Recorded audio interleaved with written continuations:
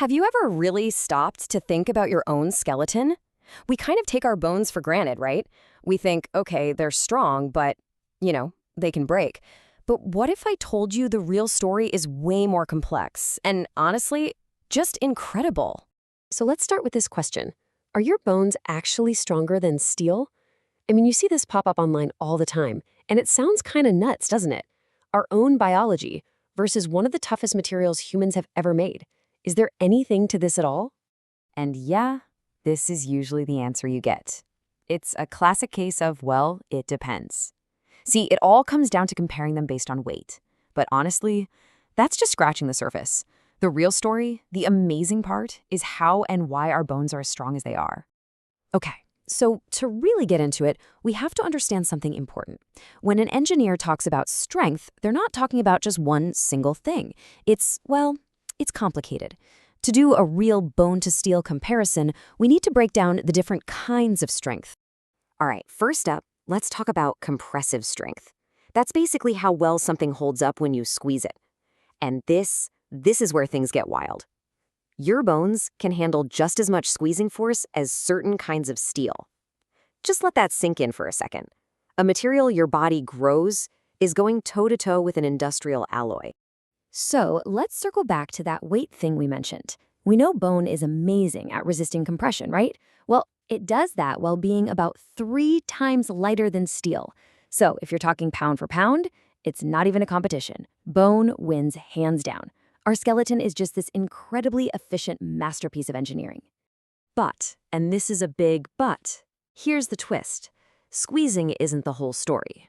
What about other kinds of forces, like tension, pulling something apart, or shear force, think twisting? When you look at those, the tables completely turn. Steel is way, way stronger. It's kind of like why you can snap a twig over your knee, but it's really hard to just pull it apart with your bare hands. So what does this all mean? Well, the key takeaway here is that bone is what scientists call anisotropic. I know, it's a bit of a mouthful, but all it really means is that its strength completely changes depending on which direction the force is coming from. It's purpose-built to be super strong in certain ways and not so strong in others, which of course leads to the really big question, why? And the answer is just so cool. It's not really about what bone is made of, it's about how it's put together. You have to remember, nature's had millions and millions of years to tinker with this design, and the result is, well, it's nothing short of an architectural masterpiece. We're talking about a structure that's brilliant on every single level, from the big picture all the way down to the nano level.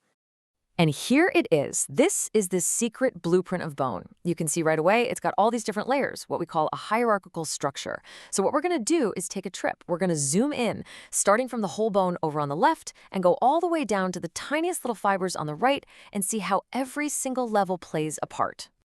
Okay, so zooming into the first level, we find these things called osteons. The easiest way to think about them is like bundles of tiny reinforced concrete pillars.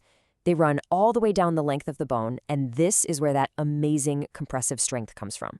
Now, if we zoom in even further on one of those pillars, we see it's actually made of all these concentric layers. They're called lamellae. And here, this is the truly genius part.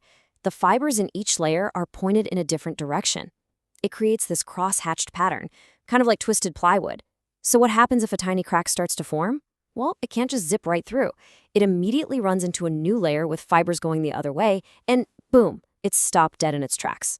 All right, let's go all the way down to the nanoscale. And this is the ultimate secret. Bone is a natural composite material. It's made of two things working together. You've got these flexible protein fibers, that's collagen, which are great at handling being pulled. And then woven into that, you have these hard, brittle mineral crystals, hydroxyapatite, that are fantastic at handling being squeezed. It's the absolute perfect blend of toughness and hardness. So this amazing design, it's not just a cool fact of biology. Engineers are now looking at the architecture of bone and thinking, hey, we can learn from this. They're using it as inspiration to build the next generation of materials. There's a whole field for this. It's called biomimicry. There's a great quote about this. A researcher basically said, nature is the world's oldest and best engineer. And it's so true. We are just now beginning to really decode the blueprints that evolution has been perfecting for eons. And you can see this in action in a really practical way. Medicine. Think about things like hip or knee replacements. If you want to build better ones that last longer, you have to copy bone's incredible properties. You need to match its ability to flex and bounce back, to handle stress, and to absorb shocks. If we want to make implants that can last for a person's lifetime, we have to start by understanding bone's design. So let's just recap. If we were to boil down bone's secret recipe for being so tough, what would it be? Well, first, it's multi-phase. It's made of different crystal types. Second, it's nanolaminated, built from tons of super thin layers. And third, it's metastable, which is a fancy way of saying it can actually change its own structure to absorb the energy from a crack. Okay, now hold on, because this is where it gets really mind-blowing. A team of scientists took that exact blueprint and they used it to design a completely new kind of steel. They literally created a steel alloy that copied bone's playbook, multiple crystal types, a layered nanostructure, and that amazing ability to stop cracks. So what was the result? Well, think about metal fatigue. That's what happens when you bend something back and forth over and over. Your typical high-strength steel might start to crack after, say, 100,000 times.